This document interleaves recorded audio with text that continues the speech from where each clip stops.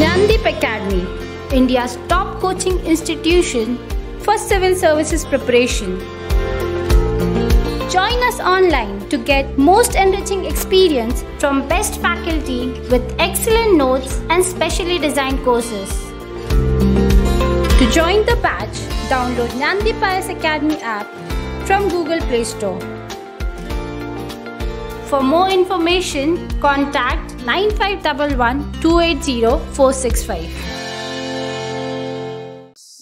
Hello everybody, welcome you all. We are going to enter into our new sociological thinker. Already we have done with ML Durkheim, that was B. I would again request you all, as it is codified as 4 by A, but you are recommended to firstly go through ML Durkheim and then come to Karl Marx. Okay, so you should first complete 4 by B and then come to Karl Marx 4 by A. Okay, let me welcome you all again. My name is H.SATYAJEET and we are in sociology sessions of sociological thinkers, right? Sociological thinkers, which we have 6 on our list. And as the course of our you can say discussion, we have already finished founding fathers, ML Durkheim, and now we are entering into one of the interesting and favorite of many, Karl Marx. Let's first talk about the official syllabus, what we have on our menu in our official syllabus regarding Karl Marx. There are 4 different points, 4 syllabus points we are going to learn, we are going to discuss regarding Karl Marx. The first is nothing but historical materialism. I would again request you all, please keep the syllabus copies with you all the time. Historical materialism. Then second is mode of production. Third is alienation. And the fourth is class conflict or class struggle, right? Historical materialism, mode of production, then alienation and class struggle. Karl Marx is going to be very easy thinker, by the way, but there are certain technical terminologies in this thinker that are very interesting, by the way, that are easy also, but they will be new for you. Okay, the 4-point syllabus are atyanta easy and in sequence. It is in very much sequence. So first of all, let's develop an understanding about the background of Karl Marx, in what situation Karl Marx gave his theory, felt his problems and everything. That period was the period after Industrial Revolution, French Revolution. Or Industrial Revolution was at its peak. Colonialism was at its peak. Urbanization was at its peak. Industrialization was at its peak. And that's how all the changes, all these events, or you can say these events of Industrial Revolution, French Revolution, urbanization, industrialization, all the changes, all these events were making profound impact on the society. Especially these events were leading to huge social changes in the society. Few were positive changes, like the living conditions of certain few people were developing.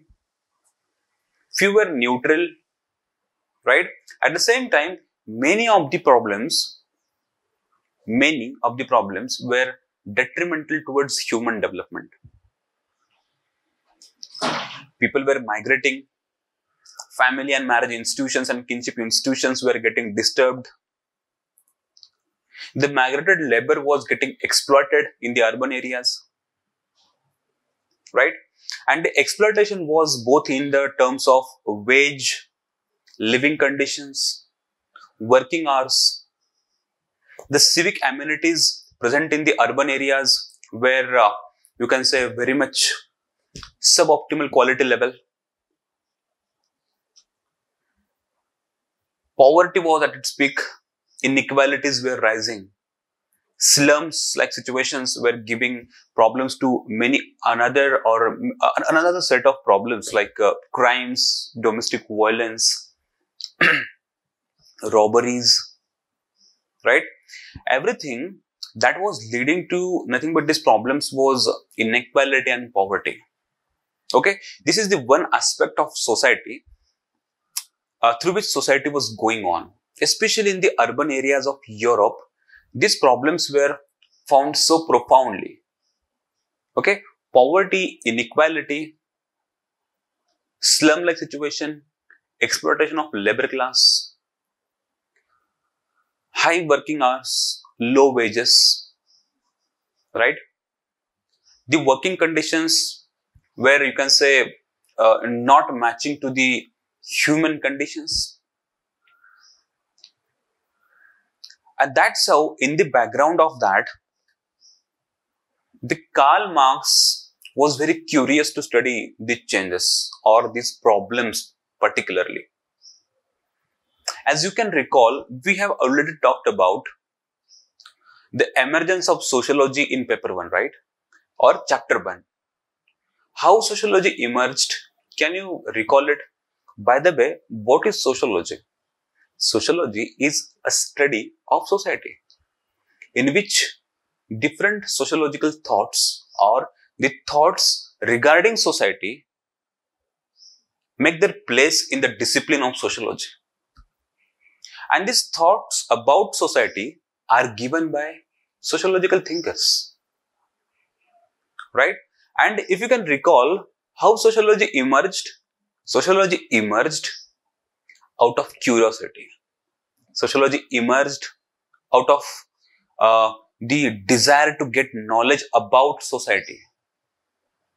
And particularly, if you can recall, the desire was not only studying the society, but the social changes and the social conflicts or crises, those were going on in that society.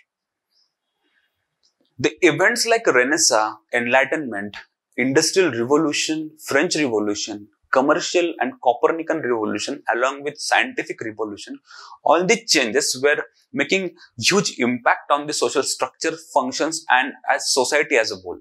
And that's how society was changing in very unprecedented ways. And those unprecedented changes needed to be studied with a different discipline. And that's how sociology emerged as a society of science to study the changes in a very systematic manner. Right?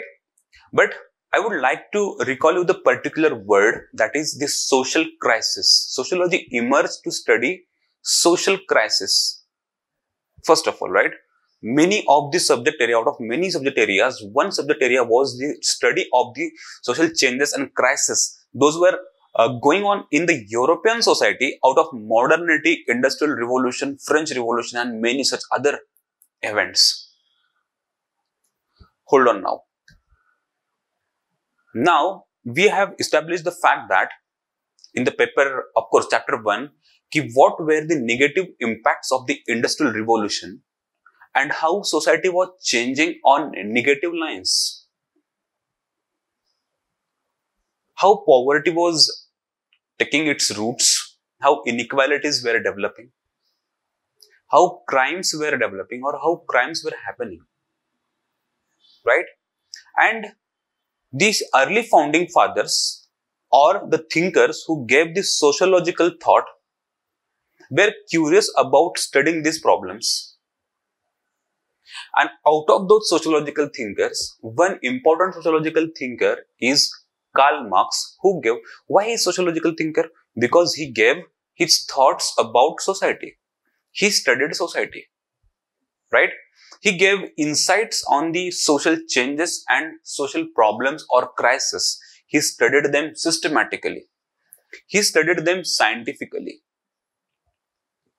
As Karl Marx, among many others, studied society in systematic manner, he can be called as a sociological thinker. Few regard him as political thinker also. That is another thing. They are also right.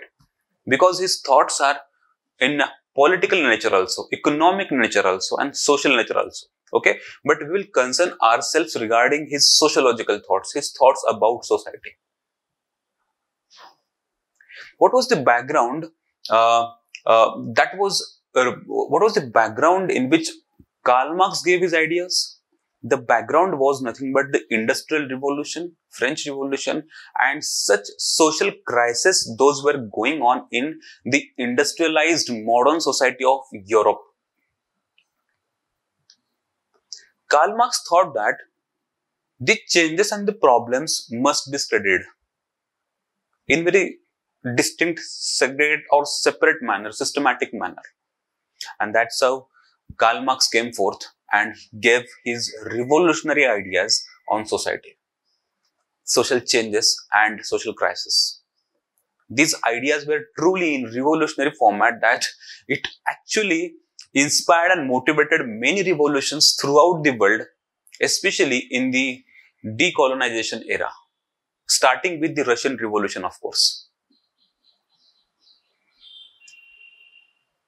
This was the background in which Marx was writing his literature, the famous literature like Das Kapital and many others.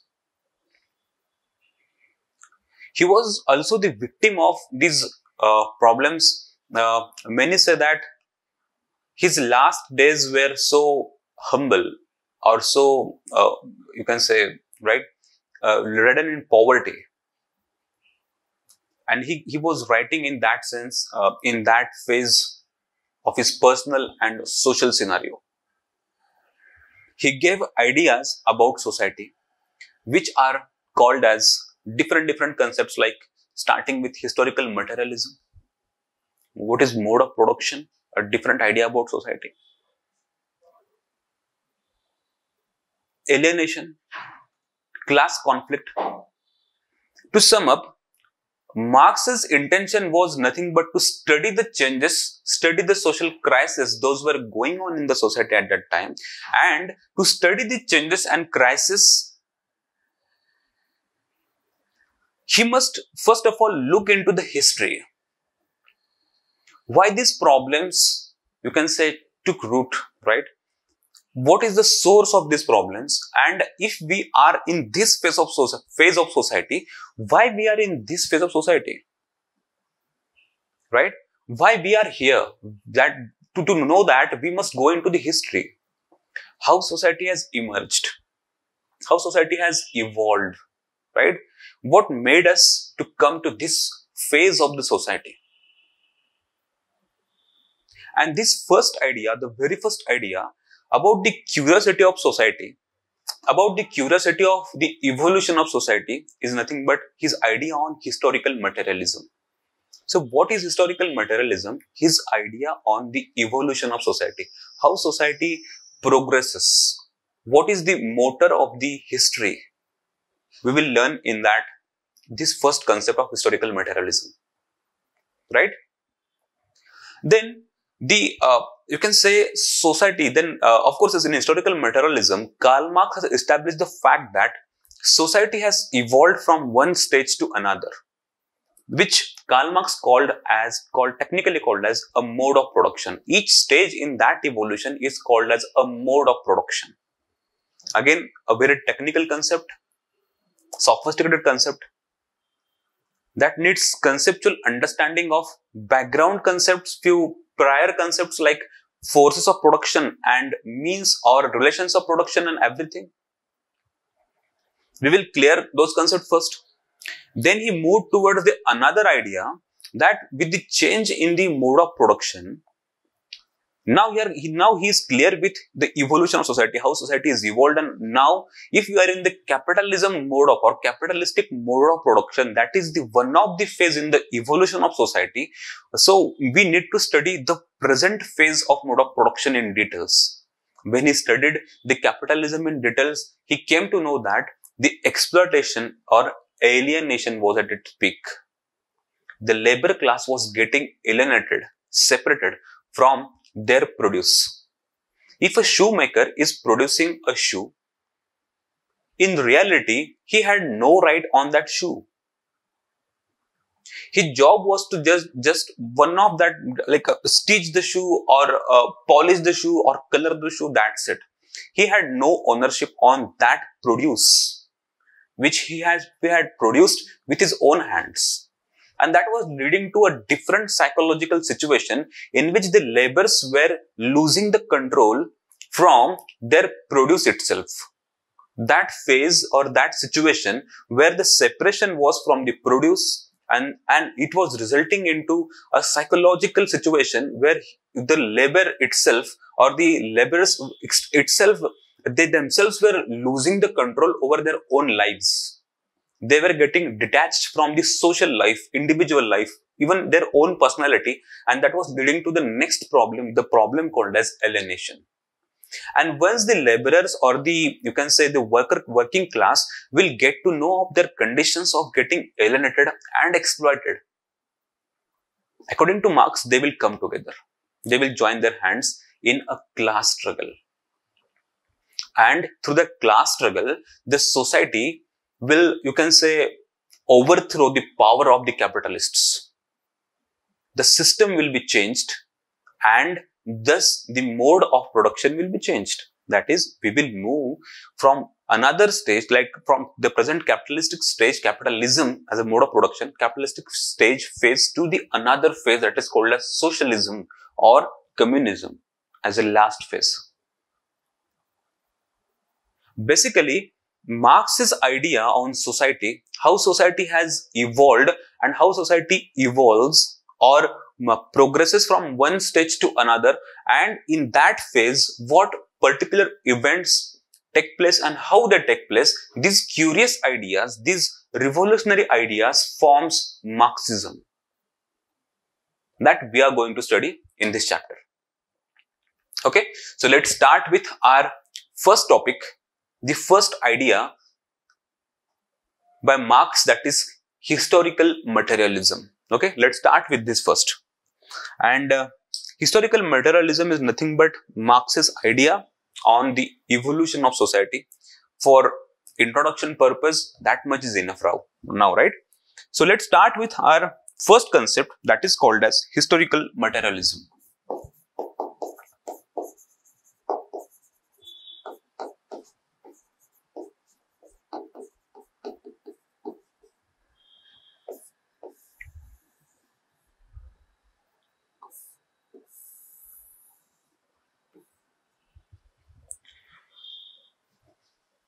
I would like to ask you one question.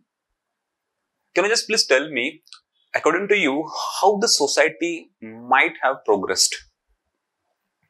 Or what can be the fuel behind the evolution of society? Or how society changes? What are your ideas regarding that? How society changes?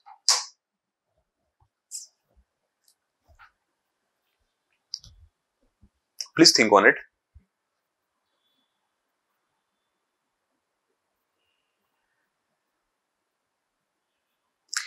Many of you might again give me the answer that yes, of course, society changes. That means it is a social change, and when the functions or the structures in the society changes, that leads to the change in the society. Very much fine. Or if you might answer like when culture changes, society changes. When value changes, society changes. Fine. When idea changes or the idea change, the society changes. Right? But according to Marx, it is not the idea, it is not the value, it is not the structure or functions. It is the economic or the material situations, material conditions underlying the society or the material conditions in the society. If these material conditions of society changes, the society leads to change.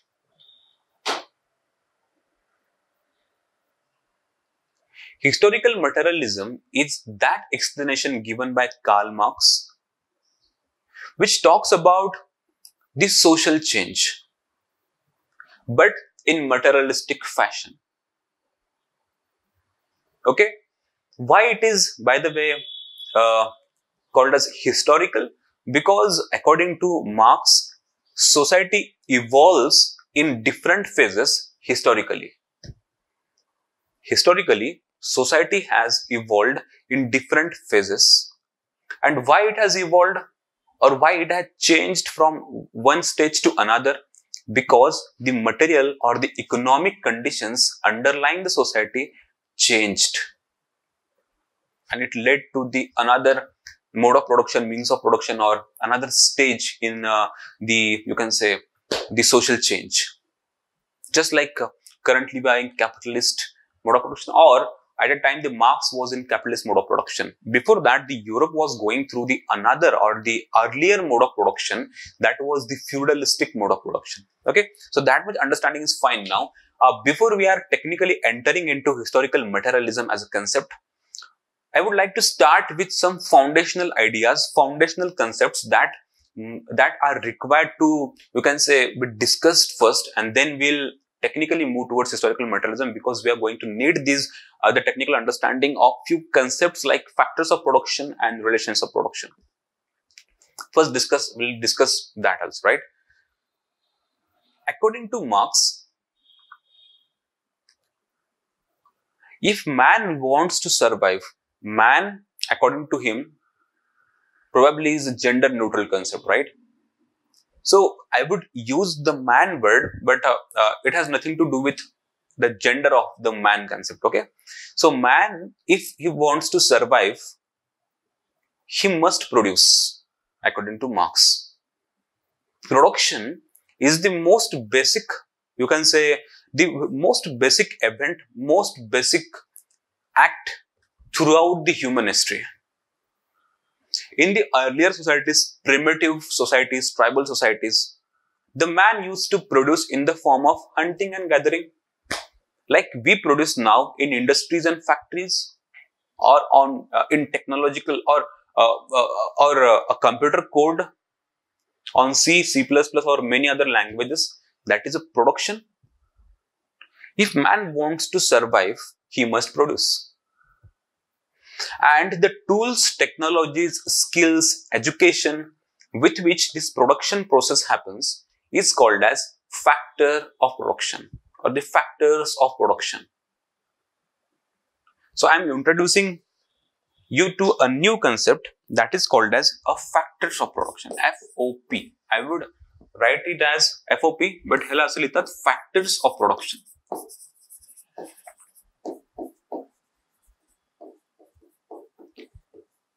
So basically, what is the FOP or the factors of production?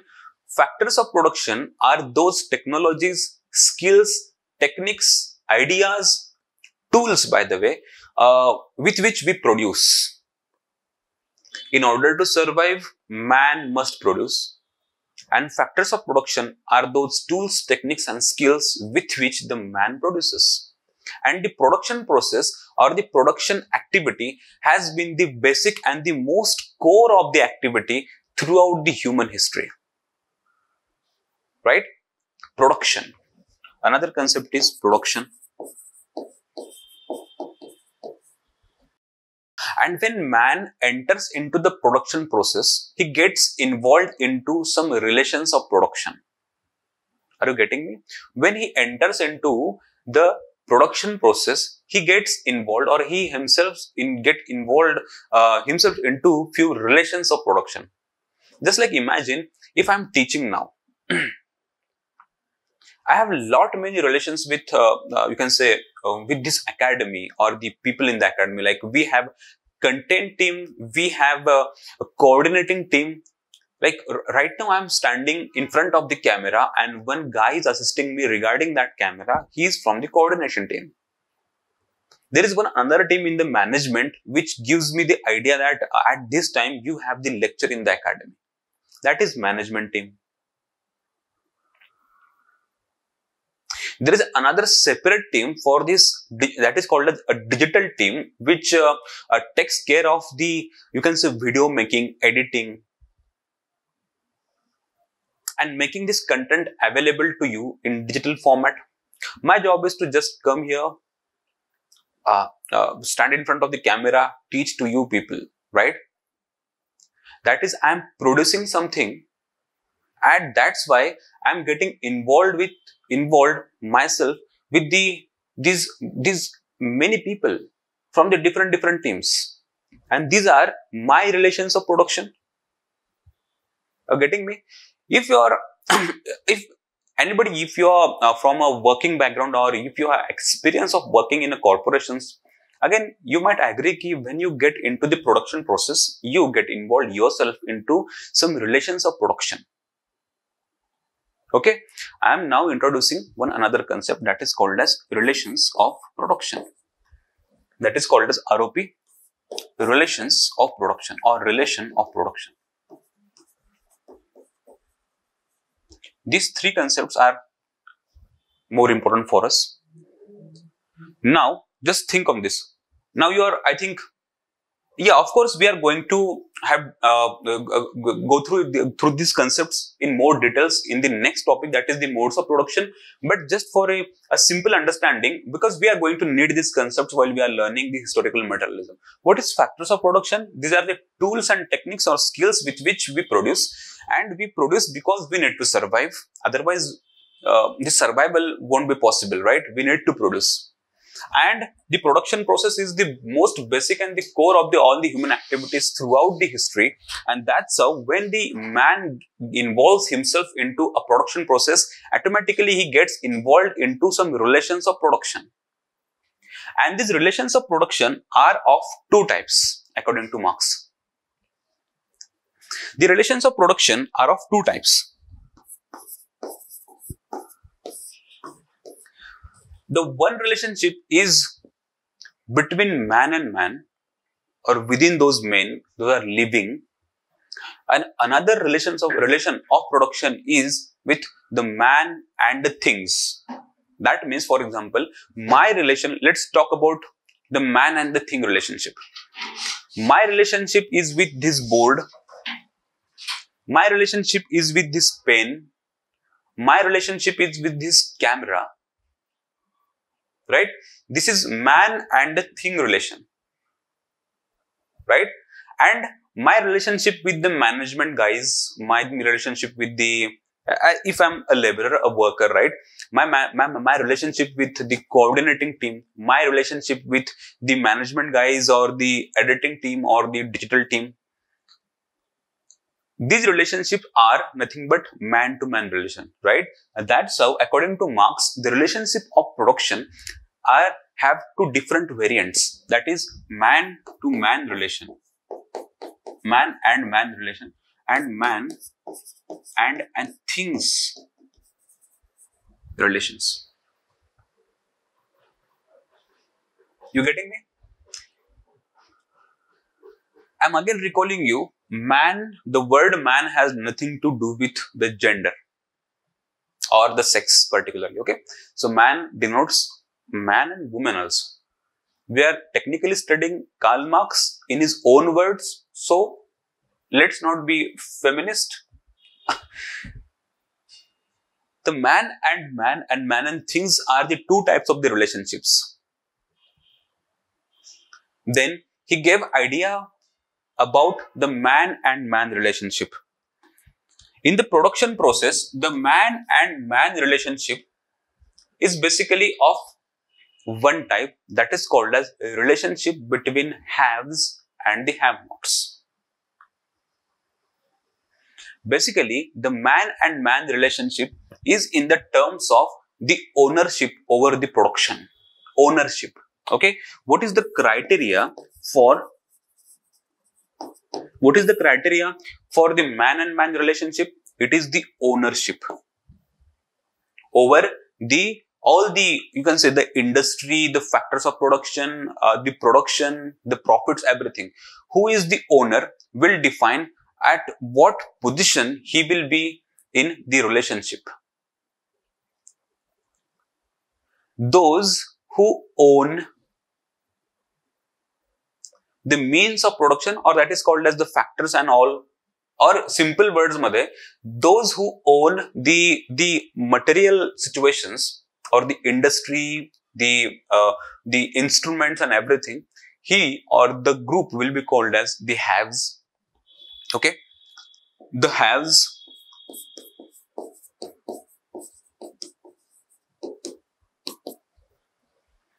and those who work and are not the owners of the infrastructure, those are called as the have-nots.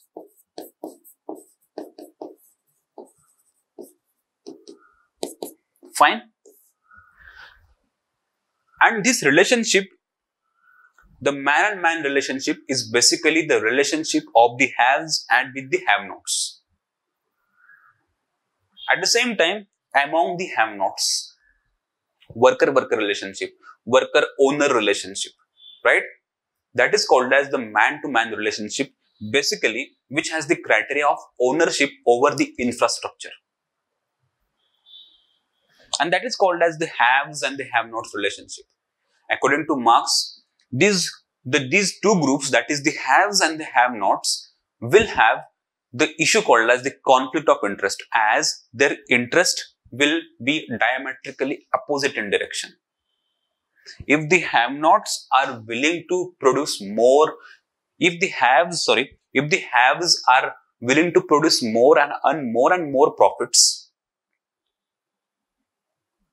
the workers or the have-nots will wish to have more holidays, easy working conditions, lowered working hours, more wages, and the interests of the have-nots like more wages, lower working hours, more holidays, easy work-life situations, coffee at, let's say, after each couple of hours. These interests are, of course, in the favor of the have-nots, but the interests of the have-nots will be in conflict with the haves always.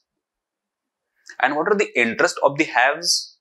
The interests are maximum profits, maximum production, maximum working hours, lowest of the wages to earn more profits. The interest of the haves, now you are getting me, are diametrically opposite to the interests of the have-nots. And that's so, according to Marx, the relationship, that is the man-to-man relationship, which has the criteria of ownership over the infrastructure, will be always antagonistic. What Marx called as the relationship as the antagonistic relationship. Why it is antagonistic relationship? Because the interest, there is the issue or there is the fact that the conflict of interest is the underlying situation. The conflict of interest, because the interest of the haves and the interest of the have-nots are now currently diametrically opposite in all the senses.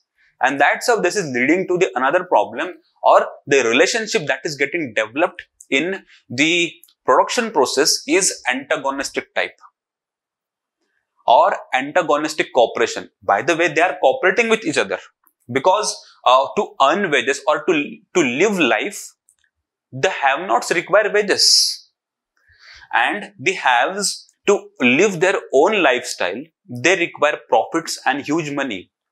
And that's why they always require the cooperation of each other, because there should be anyone who will pay the wages, right? That is the have-nots. Or there should be many who will produce for the haves. So laborers and the owners are the need for the hour. Their cooperation is the need for the hour. But that cooperation, unfortunately, is antagonistic. That is why it is called as the antagonistic relationship or antagonistic cooperation.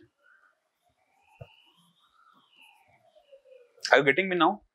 This antagonistic relationship and antagonistic cooperation, according to Karl Marx, goes on increasing and increasing as the history moves or the society moves year on year, decades on decades. This antagonistic relationship and cooperation goes on increasing and increasing and increasing. Fine. Now we will hold ourselves here only. Let's, by the way, just to recall you, there is one type of relationship that is called as man-to-man, which is based on ownership. There are the two kinds of, you can say, groups or man relationship, that is haves and have-nots, and this relationship is antagonistic relationship because of the conflict of interest. And as the history moves on, the interests get polarized and their cooperation or antagonistic cooperation increases. But antagonism increases, by the way. Cooperation, not cooperation, but specifically, yes, of course, antagonism increases. Now let's talk about man-things relationship. If any worker produces something, let's say he is a worker in a car factory, right? He works for, let's say, 10, 12 hours, 15 hours a day there for last a decade or two. He's working there continuously. He is the, you can say, worker in one of the premier cars producing company. Go for Porsche or Ferrari, a Rolls Royce even, right? He has produced n number of cars, hundreds of the cars with his own hands. But he doesn't own a single car of that particular brand. He comes to the factory with his small car or bike or through public transport maybe. He goes after his office hours and to his home back with public transport.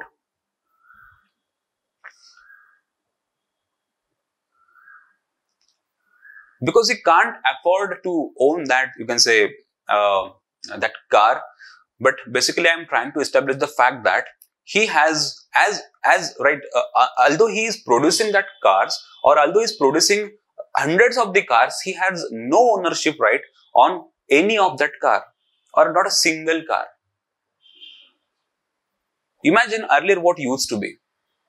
If any laborer, I'm talking about pre-capitalist society, pre-capitalism, in feudalism or in ancient societies, if anybody produces anything, he had complete ownership on that products or that produce, right? For example, let's say I'm working on in an agriculture field for subsistence and I'm producing wheat grains, for example. I had ownership on the wheat grains. I used to eat them on daily basis without paying a single penny to anybody, right? But in case here, in capitalism, what is happening? The workers or the laborers have no right on what they are producing. Their job is to come to that factory situation, factory infrastructure. They are now just working there. They are producing for the sake of, let's say, owner, for the interest of owner, and they will get wages in return of that. That's it. Their job is done. Basically, the man and the thing relationship is in capitalism is such that the man or the workers who are producers, real producers of that, you can say produce, they have no right over their produce.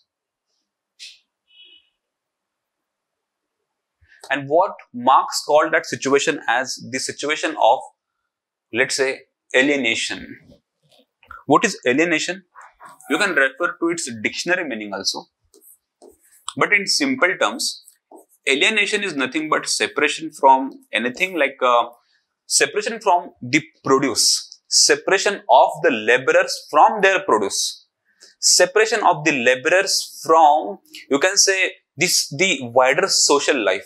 Because they are working for 15, 18 hours in the factory. They go home tired. They don't even have time to spend with their family. And that's how the alienation or the separation from the produce and the separation from the production, the final product, is called as alienation. And also, according to Marx, as this production process, or you can say this capitalism goes on progressing day by day, year on year, right, decades after decades, the situation of alienation, that is the separation, the feeling, that is the psychological. We are going to learn this alienation concept very technically in the upcoming sessions, because we have a separate topic of alienation in our syllabus. I am here to just introduce or give a background idea of historical materialism, which concept we are going to require. One of them was factors of production, relations of production, what are relations of production, types of it, at the same time, the concept called as alienation. And as the capitalism moves on, it gives rise to another, or you can say it gets at its peak, that is called as the alienation at its peak. And according to Marx, when these situations like the antagonistic cooperation or the antagonism and alienation are at its peak, imagine the situation. The discontent is huge. Workers are so much dissatisfied. They don't like the production process. They don't like their owners, their managers.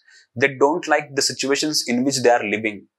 They don't like the poverty-like situations. They are jealous of the inequalities because the real producers are the workers and the profit gainers or the accumulators of the profits are the owners of those factories who don't even use their hands in the production process. Who are the real producers? Real producers are the laborers. But who is actualizing the profits or who is the maximum benefited from the profits? It is the owner. And that's how laborers' discontent or the workers' discontent is now getting at its peak. And that's how the workers join their hands together. And they go for another concept in Marx's word is called as class struggle. We'll learn that also, but they will go for a revolution. They will overthrow the system. They will overthrow the owners, the government or the owners per se, the owners of the capitalist system, and they will establish the another, the mode of production that is called as the next phase of the society, socialism, communism, where the ownership over the produce will be on equitable basis. No will be a core owner or no will be the laborer, or everybody will be the owner and everybody will work for that ownership and production. What I'm trying to say that the situation in capitalism is such an antagonistic, alienative that the workers are getting at their exploited at their, you can say, at their best. And that is leading to a discontent among the laborers and the workers, which gives rise to the class conflict. And that's how the society moves from one stage to another, or the capitalism will be overthrown. The capitalism will be overthrown. And once the capitalism gets crumbled, and after the crumbling of the capitalism, the society will move from the stage of capitalism to another that is called as let's say for example communism, where the laborers or nobody will be a laborer or nobody will be owner, nobody will be haves or nobody will be have-nots, nobody will exploit another class of society, or there won't be any class, by the way. Everybody will belong to the same economic class, everybody will involve themselves into the production process, everybody will produce and everybody will have the common and equal ownership on all the produce. According to Marx, when historically societies have progressed from one stage to another, there are situations like the antagonism and the alienation that gave rise to the struggles, conflicts by which the societies progress from one stage to another. Are you getting me? That is the idea of historical materialism. What is historical materialism? That's how. So, background understanding is that it is the progress of society. Right? For the sake of this session, I would like to stop here only. And in the next phase, that is the second half of historical materialism, we will discuss about the actual theory of historical materialism, right? This was just the background and the same amount, or let's say we are going to require another hour for the complete completion of the concept called as historical materialism. I hope you are okay. I would like to take your leave for this session. We'll meet soon with the another session, which will be the continuation of this session, and we'll finish our historical materialism in the next session. Thank you very much for your time. Gnandeep Academy, India's top coaching institution for civil services preparation.